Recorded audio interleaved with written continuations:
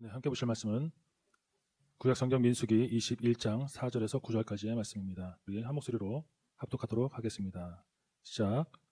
백성이 호르산에서 출발하여 홍해 길을 따라 애굽 땅을 우회하려 하였다가 길로 말미암아 백성의 마음이 상하니라. 백성이 하나님과 모세를 향하여 원망하되 어찌하여 우리를 애굽에서 인도해 내어 이 광야에서 죽게 하는가. 이곳에는 먹을 것도 없고 물도 없도다. 우리 마음이 이 하찮은 음식을 싫어하노라 하매 여호와께서 불뱀을 백성 중에 내보내어 백성을 물게 하심으로 이스라엘 백성 중에 죽은 자가 많은지라. 백성이 모세에게 이르되 말하되 여호와께 기도하여 이 뱀을 우리에게서 떠나게 하소서. 모세가 백성을 위하여 기도하매 여호와께서 모세에게 이르되 불뱀을 만들어 장대 위에 매달아라. 물린 자마다 그것을 보면 살리라. 모세가 놋뱀을 만들어 장대 위에 다니 뱀에게 물린 자가 놋뱀을 쳐다본즉 모두 살더라. 아멘. 오늘 말씀 제목은 그것을 보면 살리라 라는 제목으로 말씀을 전하겠습니다. 미국에서 운전하다 보면은 한국에는 없는 교통 표지판이 있습니다. 바로 스탑 사인이죠. 아주 엄청 많습니다. 신호등이 없는 교차로든지 사고가 날 만한 곳이든지 일단 잠깐이라도 멈추고 가야 할 안전할 상황이라면 여지없이 꼭 있는 표지판입니다. 그래서 한국에도 이런 게 있으면 참 좋겠다라는 생각을 해봤는데요. 그러니까 스탑, 그러니까 우리말로 하면 일단 정지가 되겠죠. 조심하라는 거죠. 경고의 메시지입니다. 조심하지 않으면 위험하니까, 다칠 수 있으니까 낭패 보기 전에 조심하라는 거잖아요. 이렇게 미리미리 조심하는 게 얼마나 중요한지 모릅니다. 그럼에도 불구하고 이 경고를 무시하는 사람이 있다면 그보다 어리석은 일은 없을 거고요. 즉, 이 모든 경고는 결국 누구를 위한 거예요? 바로 우리 모두를 위한, 나를 위해 있는 경고라는 것이죠. 그래서 이 경고를 무시하면 안 된다는 것입니다. 그래서 지금 우리가 드리는 이 예배 역시 아까 그 스탑 사인과 같다고 할 수 있을 것 같아요. 스탑, 이 표지판이 우리의 세상적인 안전을 위한 경고라면 이 예배는 우리가 천국에 가는 데 있어서 엄중한 경고로 되새길 수 있는 중요한 시간이기 때문입니다. 미국 전역에 있는 수많은 스탑 사인만큼이나 성경에서도 수많은 경고로 우리에게 사랑 표시를 하고 있습니다. 직접적으로 아주 강하게 책망하시면서 경고할 때도 있고, 때로는 경고인 듯 아닌 듯 부드럽게 말씀하실 때도 있지만 우리 모두가 하나님의 천국 백성으로 온전하게 살아가야 할 엄중한 규칙들이라는 것이죠. 오늘 본문 말씀에서도 아주 오래전에 있었던 하나의 사건이지만 이 속에서 아주 여러 가지 하나님의 뜻을, 경고를 찾아낼 수 있는 시간이 되기를 소망합니다. 오늘 본문의 내용을 간단히 보면 이스라엘 백성들이 하나님께 불평했다가 하나님의 징계로 뱀을 보내서 물려 죽게 되었을 때 다시 백성들이 용서를 구하고 그 해결책으로 놋뱀, 즉 구리로 뱀 모양을 만들어서 그것을 쳐다보게 되면 낫게 되었더라라는 내용입니다. 그럼 그 이전에 이 이스라엘 백성들이 왜 불평을 하게 되었느냐? 오늘 본문 이전에 1절에서 3절 말씀을 보게 되면 그 짤막한 이유가 나오는데, 그보다 먼저 시대 배경을 먼저 봐야겠죠. 모세가 이스라엘 백성들을 애굽에서 데리고 나온 지 어느덧 40년이 다 되어갈 때쯤이었습니다. 그러니까 이미 백성들은 지칠 대로 지쳐 있었고 하나님께서 가나안 땅을 주시리라 약속하신 그때가 곧 임박했다는 것이죠. 그런 상황 가운데 그 약속의 가나안 땅에서 드디어 처음으로 아랏이라는 나라를 물리치게 된 거예요. 40년 동안 거지처럼 살던 오합지졸들이 한 나라를 전쟁에서 이기고 나니까 분위기가 하나님의 약속대로 이제 가나안 땅에 다 왔구나, 이제 가나안 땅을 일사천리로 정복하는 일만 남았구나 라는 생각에 마음이 들떠서 조급한 분위기가 된 거예요. 당연히 그렇지 않겠습니까? 남의 일이라고 별로 관심이 없으시네요. 자, 원래 다 끝났다 싶으면 왠지 마음이 더 조급해지는 거 있잖아요. 이스라엘 백성들이 그랬던 거예요. 이제 거의 다 와서 드디어 고생 끝이다, 다 왔다 이러고 있는데 오늘 본문 4절을 보니까 또다시 저쪽 에돔 땅으로 삥 돌아서 가라는 거예요. 아니, 지금까지 40년 동안 징그럽게 돌고 돌아서 이제 거의 다 왔는데 또 다시 다 와서 또 돌아가라니까 백성들이 돌아버리겠는 거죠. 그래, 좋다, 어차피 40년 동안이나 돌았는데 도는 김에 좀 더 돌아버리지 뭐. 포기 반 해서 마지막으로 이를 물고 삥 돌아가고 있는데 4절에 보니까 길로 말미암아 백성의 마음이 상한지라. 길이 험했던 모양이에요. 아마 진흙길이었든지 자갈밭이었든지 가시밭길이었는지 그건 알 수는 없지만 억지로 꾹 참고 돌아가고 있는데 길이 마음이 상할 만큼 아주 불편했던 모양이죠. 그래서 5절에서 백성들이 하나님과 모세를 향해서 원망하게 됩니다. 우리 5절을 같이 읽어볼까요? 5절입니다. 시작. 백성이 하나님과 모세를 향하여 원망하되 어찌하여 우리를 애굽에서 인도해 내어 이 광야에서 죽게 하는가? 이곳에는 먹을 것도 없고 물도 없도다. 우리 마음이 이 하찮은 음식을 싫어하노라 하매. 아멘. 백성 입장에서 보면 당연히 짜증도 나고 화도 낼 만한 일도 아니었겠나라는 생각도 들겠지만 그들이 원망하는 내용을 보니까 어때요? 어디서 많이 보던 내용 같지 않습니까? 매번 같은 내용으로 투정을 한다는 거예요. 즉 굳이 원망하지 않아도 될 일을 할 말이 없으니까 다른 걸로 트집을 잡아서 불평을 한다는 거죠. 길이 안 좋아서 문제가 생긴 건데 왜 음식 얘기가 나오냐는 거죠. 40년 동안 먹을 것이 없어서 버틴 적도 없었고 물이 없어서 목말라 죽은 사람도 없었거든요. 이건 개인 인성에 문제가 있는 것이고 또 그들의 분위기도 알 수 있다는 것입니다. 애굽에서 몇백 년 동안 종으로 살던 사람들이라서 그런지 그 못된 근성이 남아 있을 수도 있었겠죠. 어쨌든 40년간 말도 안 되는 그들의 불평이 고쳐지지 않자 6절에서 보시면 하나님께서 불법을 백성들에게 보내서 많은 사람이 물려 죽게 하는 징계가 나타납니다. 이 물뱀한테 물리면 염증이 생기고 독이 아주 치명적이라고 합니다. 자, 불뱀 때문에 많은 사람들이 죽게 되니까 백성들이 어떻게 하죠? 우리 7절 함께 볼까요? 7절입니다. 시작. 백성이 모세에게 이르러 말하되 우리가 여호와와 당신을 향하여 원망함으로 범죄하였사오니 여호와께 기도하여 이 뱀들을 우리에게서 떠나가게 하소서. 모세가 백성을 위하여 기도하매. 아멘. 중간에 보시면 우리가 여호와와 당신을 향하여 원망함으로 범죄하였사오니 라고 합니다. 자, 하나님과 모세에 대한 원망이 뭐였다고요? 범죄였다는 사실을 알고 인정하고 고백하고 회개할 줄 아는 사람들이었다는 것입니다. 누가요? 이스라엘 백성들이요. 제가 오늘 설교에서 가장 중요하게 보는 부분이 이 부분이에요. 불뱀이 나타나서 많은 사람들이 물려 죽는 일이 겪고 나서 그것이 하나님과 모세를 원망하는 잘못 때문에 벌어진 일이라고 생각하고 용서를 구하는 거잖아요. 우리는 아무리 터져도 회개는커녕 이게 왜 어디서부터 비롯됐는지 뭐가 잘못됐는지도 분간도 못하는데 이 사람들은 달랐습니다.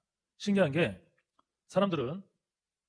이 사람들은 불뱀이 어떻게 자기들의 잘못 때문에 하나님께서 내리신 벌이라고 알 수 있었을까? 불뱀들이 사람들을 물면서 그때마다 이건 너희들이 하나님과 모세를 원망해서 너희를 물어 죽이는 거야 라고 한 명 한 명이가 말하면서 물었을까요?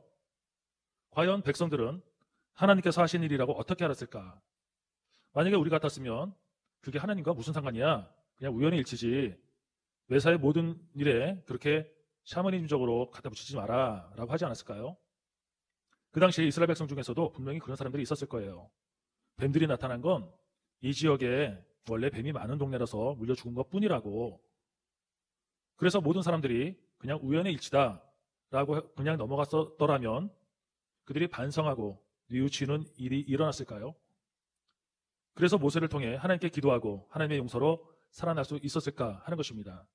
결국 이 사건은 그냥 우연의 일치가 아니라 우리의 죄 때문에 하나님께서 노하신 거야. 그래서 하나님께서 하신 거야 라고 얘기한 사람들이 옳았다는 것입니다. 이런 일이 이번에만 있었던 게 아니죠. 요나 선지자에게도 이런 일이 있었죠. 하나님께서 요나 목사님한테 니느웨로 가서 복음을 전파하고 구원시키라고 말씀하십니다.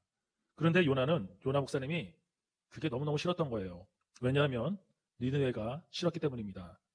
왜 싫었냐면 예를 들어서 약 100년 전에 우리 조선이 일제 식민지 시절로 있을 때 일본 놈 하면 모두 왼수같이 생각할 때였잖아요. 그런데 하나님께서 조선 목사님한테 기도 중에 나타나셔서 말씀하시길 그 왼수 같은 일본에 가서 복음을 전하고 구원시키라고 말씀하니까 좋을 리가 있었겠습니까? 다 지옥에 가도 시원치 않을 판에 천국 복음을 전하느냐요. 그래서 억지로 부산까지 가긴 갔는데 때마침 중국으로 가는 배가 딱 있는 거예요. 그래서 이 요나 목사님이 일본으로 가지 않고 반대편 중국 쪽으로 배를 타고 간 거랑 똑같다는 얘기입니다. 그러니까 하나님께서 바로 바다에 풍랑을 일으키십니다. 그랬더니 사람들이 난리가 나서 이게 웬일이냐? 배 밑에서 자고 있던 요나를 깨우고 이 풍랑이 누구 때문인지 제비를 뽑았는데 또 신기하게 딱 요나가 걸린 거죠. 그래서 요나가 지금까지 있었던 모든 일을 얘기하니까 모든 사람들이 하나님이 노하셔서 이렇게 됐다고 난리를 칩니다.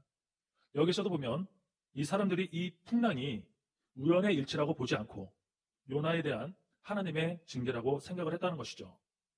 이 요나뿐만 아니라 욥기에서도 비슷한 일이 나타납니다. 이 욥이 모든 재산을 다 날리고 낙심해 있을 때에도 새 친구가 찾아와서 하는 말이 이 모든 일들은 네가 하나님께 무슨 잘못을 해서 그런 것은 아니냐라고 아주 열띤 논쟁을 벌이게 되는 것이 요나의 대부분의 내용입니다. 믿지 않는 사람들이 보면 쫄딱 망한 친구한테 찾아와서 무슨 염장을 지르냐라고 볼 수 있지만 요나의 사건을 봐도 그렇고 욥의 일을 보면서도 모든 일이 하나님과 연결이 되어 있다는 것입니다. 그들의 고난이 하나님의 징계랑 무관하지 않다라는 것을 말하고 있는 것입니다. 실제로 우리도 본능적으로 이게 하나님의 징계인지 아닌지 알 수가 있습니다. 모를 수가 없다는 거예요. 어떻게 하냐면 우리는 우리가 지은 죄를 누구보다도 스스로 잘 알고 있거든요. 그래서 이러한 재난들이 나의 죄 때문이라는 것을 본능적으로 인식하고 알고 있다는 거죠. 그런데 애써서 아니라고 부정하고 있는 것은 아닐까요? 그렇다면 얼마 전 코로나 때문에 전 세계가 발칵 뒤집히고 엄청 많은 사람들이 죽었거든요. 그렇다면 이 코로나가 생긴 게 우리들에게 문제가 있어서 발생한 거라고 생각해야 되는 것은 아닌가? 이 코로나뿐만 아니라 요즘 시대에 우리 주변에서 수많은 재앙들이 있는데 그저 하나님과 무관하다고 볼 것인가? 아니면 많은 것들이 우리의 죄와 관련된 하나님의 징벌이라고 봐야 할 것인가? 그래서 분별력이 필요하다는 것이죠. 그런데 나름 똑똑하다는 사람들이 과학적으로 증거를 내놓을 수가 없으니까 그냥 우연의 일치라고 주장하면서 하나님과의 연관성을 부인한다는 것입니다. 이걸 왜 인간의 잣대로 분별하는지 모르겠어요. 하나님의 세상에서 왜 인간의 기준으로, 인간의 얕은 지혜로 영적인 문제를 왜 과학적으로 허접한 방법으로 갖다가 풀려고 하니까 당연히 답이 안 나오는 거죠. 다시 한번 분명히 말씀드리면 우리는 지금 우리 눈에 보이는 인간 세상에서 살고 있지만 우리 눈에 보이지 않는 이 모든 세계는 분명히 하나님께서 지으신 하나님의 세계라는 것입니다. 우리 인간은 그저 하나님의 세계에서 잠시 얹혀 살아가는 것뿐이라는 것이에요. 그렇기 때문에 모든 일에는 인간의 공식으로 풀어야 하는 게 아니라 철저하게 하나님의 공식대로 풀어야 할 줄 믿습니다. 그 방법이 명명백백이 나와 있는 이 성경 말씀에서 하나님의 공식으로 풀어가면서 영적 분별력을 가지고 나갈 때 하나님의 세계에서 살아가는 우리들이 승리하는 길인 것을 깨달으시기를 축원합니다. 말씀을 정리하겠습니다. 오늘 본문에서 결국엔 모세의 간구와 또 하나님의 궁휼하심으로 노뱀이라는 해결책을 만들어서 우리 모두가 살게 된다는 훈훈한 마무리로 끝을 맺습니다. 하지만 이런 간구와 궁휼하심이 있기까지 무슨 일이 있었다고요? 이스라엘 백성들이 자신들의 잘못 때문에 하나님의 징계로 이런 어려움이 왔다는 것을 인정했기 때문에 결국 하나님의 용서의 기회까지 올 수가 있었다는 것입니다. 오늘 우리가 배워야 할 게 바로 이거예요. 따라서 해볼까요? 하나님의 징계를 아는 것이 축복이다. 다시 한번 하겠습니다. 하나님의 징계를 아는 것이 축복이다. 하나님께 대한 불평, 원망 때문에 하나님께서 내리신 징계인 것을 알았기 때문에 회개를 할 수 있었던 것이고 용서를 구할 수 있었던 것이고 모세를 통해 기도할 수 있었던 것이고 하나님의 궁휼하심을 경험할 수 있었던 것처럼 믿음으로 말씀 안에서 해결책을 얻는 것이 진짜 축복이라는 것입니다. 우리에게 항상 일사천리로 좋은 일만 좋다고만 할 수 있는 것이 아닌 것처럼 일단 정지, 되돌아볼 수 있는 중간 점검할 수 있는 기회를 얻는 것이 더 큰 축복이라는 것입니다. 오늘의 말씀 제목이 뭐였죠? 그것을 보면 살리라. 살아야 되죠? 네, 살아야 되는 거예요. 그런데 진짜 살려면 단순히 장대에 걸린 노뱀을 보는 것으로만 끝나는 것이 아니라 하나님의 명령과 말씀을 바르게 보면서 영적인 분별로 보면 살리라 라고 말씀하시는 것입니다. 하나님의 뜻에 따라 살면서 그 뜻에 어긋나지 않게 바르게 보면 살리라. 그 하나님의 사인을 알아차리는 것, 영적 분별력은 우리 모두 스스로에게 책임이 있다는 것을 기억해야 할 것입니다. 늘 하나님의 뜻을 구하고 헤아리시면서 직접 응답받고 승리하시는 저와 여러분들이 되시기를 주님의 이름으로 축원합니다. 기도하겠습니다. 자비의 주님, 우리의 어두운 눈을 밝혀주시옵소서. 하나님의 세계에서 감히 인간의 잣대로 가늠하지 않게 해주시고 말씀 안에 있는 성령의 지혜로, 믿음의 지혜로, 영적인 분별로 세상 모든 것을 이기고도 남는 믿음의 용사들이 되게 하여 주시옵소서. 자복할 수 있는 용기도 주시며 날마다 회개하여 마침내 천국을 침노하여 승리하는 우리 모두가 되게 하여 주시옵소서. 예수님의 이름으로 기도합니다. 아멘.